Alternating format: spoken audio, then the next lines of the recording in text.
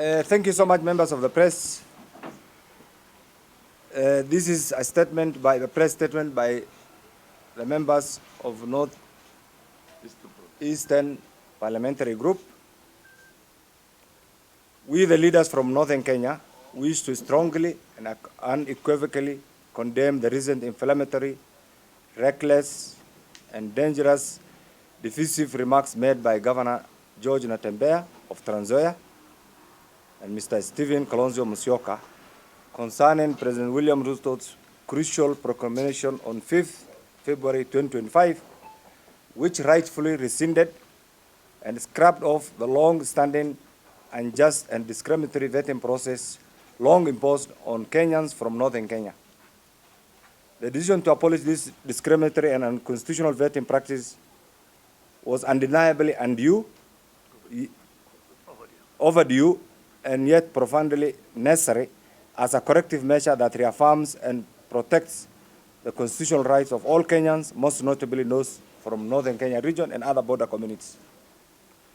Article 12(1)(b) of the Constitution explicitly guarantees every citizen the right to Kenyan passport, as well as unfettered access to any registration or identification documents, while Article 27(4) decisively prohibits discrimination on any grounds, including ethnicity, religion, or social origin.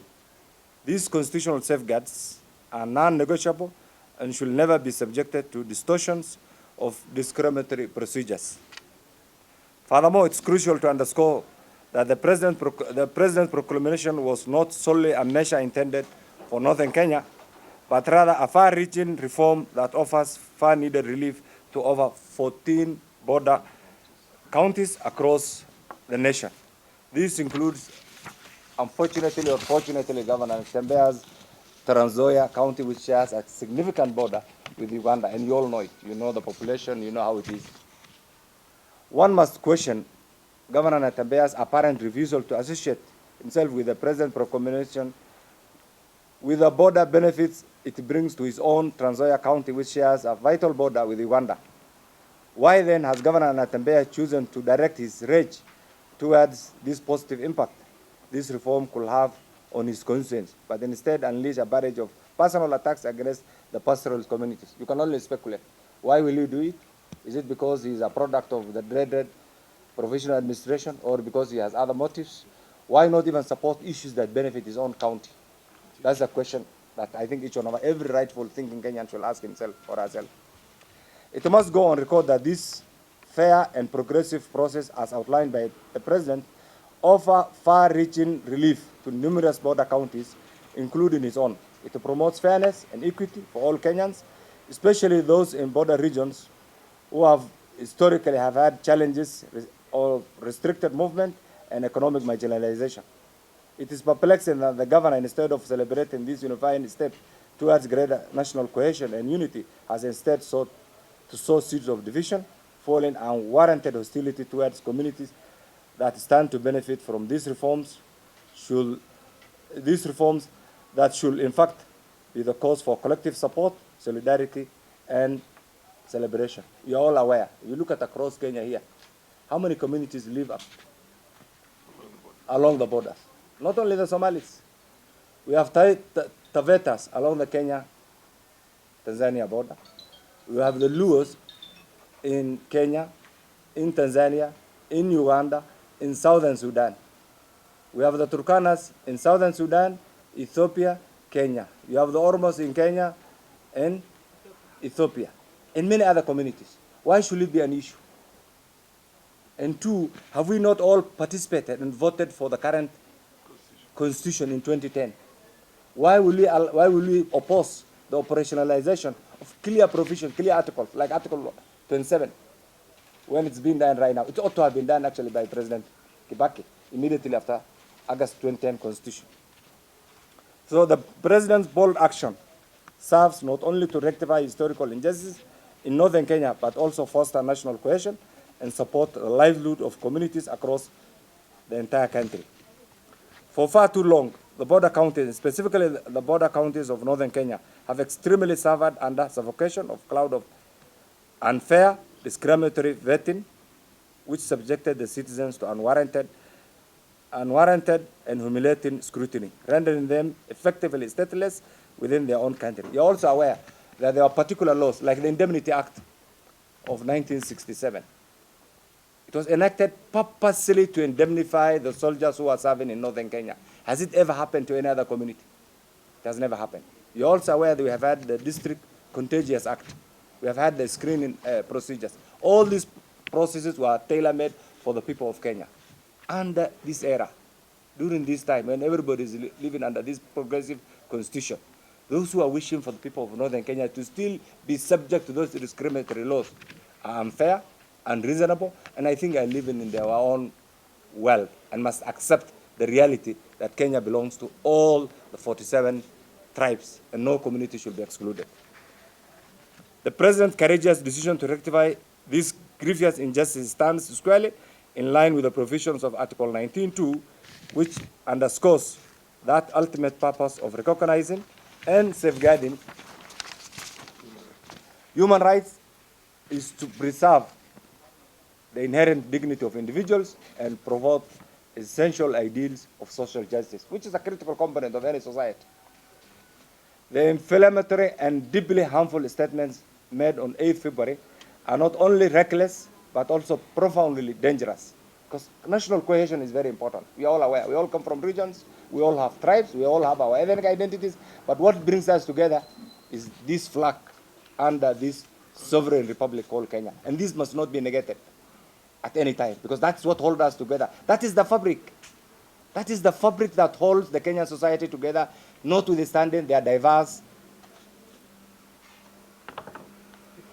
differences, regions where they come from, and ethnic identification. This must be safeguarded. And those who are carelessly been promoting this must be aware that there are countries that have suffered in the past because of reckless statements by leaders who don't think out of the box. This must not be allowed in the modern day Kenya. So the attempt to vilify and unjustly profile an entire community as terrorists is an indefensible and outrageous accusation, especially coming from a person in the position of elected leadership. Such utterances are not only irresponsible, but perilous, as they inflame divisions and deepen historical grievances of marginalized communities in Kenya. You're all aware in the past, these communities, even criminal elements, though it's an individual issue, these communities, bandits, you have had Somali bandits. Have you ever heard of a Luo bandit? A Kikuyu bandit? So, these tags, we must shed off this. We all want to proudly live in a modern day Kenya where everybody gets his fair share of respect first and constitutional guarantees. This must not be negated.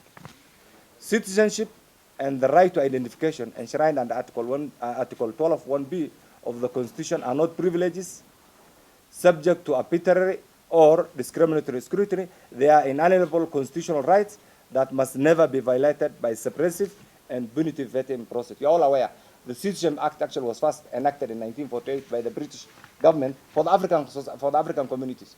Later on, it was again amended in 1963, which again was meant to serve the entire citizen of the newly independent Kenya. But again, since then, so many other things have changed. And these are things that right now that are being changed, and I hope and pray that every rightful thinking Kenya should accept to progressively do away with laws that are tailor-made to discriminate certain sections of our society. Equally regrettable are groundless and irresponsible allegations made by the Honorable Kalonzo, who has insinuated that this landmark reform is a political maneuver and plot designed to influence the outcome of 2027 elections. Such baseless assertions serve no purpose other than to politicize a matter that is fundamentally about the protection of human rights and the defense of the constitutional justice of these people who have been hitherto marginalized. Again, such a reckless statement coming from Honorable Kalonzo Musyoka, an erstwhile national leader, is unfortunate. It's unacceptable. You are looking for votes, and you want to demean the very people who are supposed to vote you. No wonder he has been trying every election as an underdog. Okay? I do not want to do that. So we want the Honorable Kalonzo Musyoka, personally, is a friend of mine, to profusely use the earliest opportunity possible to apologize to the people of Northern Kenya, to the people of Kenya in general. That statement was unexpected, unwarranted, and unacceptable, especially coming from a leader whom we have considered as a national leader. By reducing this critical issue to political rhetoric, the former vice president is willfully ignoring the systemic marginalization and discrimination that the people of Northern Kenya have endured for decades. The right to identification is not a matter of mere political convenience, as misleadingly portrayed, but an essential human right and an essential necessity that allows every Kenyan to access vital services from education, employment, economic opportunities, and even protection from such irresponsible utterances. I remember one time when he was the Minister for Education, we had to sleep Sekuru the wee hours of the night, simply because we could not travel. I just want to remind him, that is the Northern Kenya. That is the Northern Kenya. These are things that must be done away with right now. So I want to remind him, you should remember that night and what we did at the wee hours of the night, even for our own survival as leaders, equally also in the process of attending, providing service to the people of Mandera.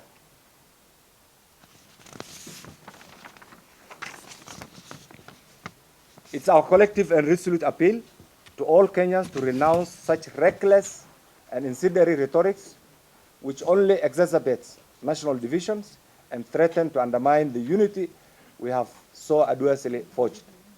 The President's decision marks a historic and transformative stride towards restoring the dignity of the countless Kenyans across the country and the most affected region of Northern Kenya, who have so far too long been unjustly relegated to the status of second-class citizens by systemic and oppressive bureaucratic injustice. The people of Northern Kenya region are not strangers to Kenya. They are fully entitled citizens with unquestionable right to enjoy a complete spectrum of rights and protections granted under our Constitution. As a nation, we categorically reject all forms of profiling, discrimination, as we demand for the application of principles of equality, justice, and inclusion for all Kenyans, regardless of their ethnic background, regardless of their color, regardless of their creed, regardless of their region, regardless of their political affiliation, and we demand that every Kenyan must be accorded the rights enshrined in the current Constitution. And finally, we have no apologies as leaders. We have no apologies in supporting the government of His Excellency President William Ruto. We'll continue to appreciate the services offered by the government. We'll continue to support the actions, the activities, the development agenda of the President, and therefore, please accord us respect, accord us a bit of, let there be a bit of tolerance and acceptability, and that is what will hold the Kenyan society together. Thank you so much. May I ask our patron, Honorable Farah, also to add, and then any other member.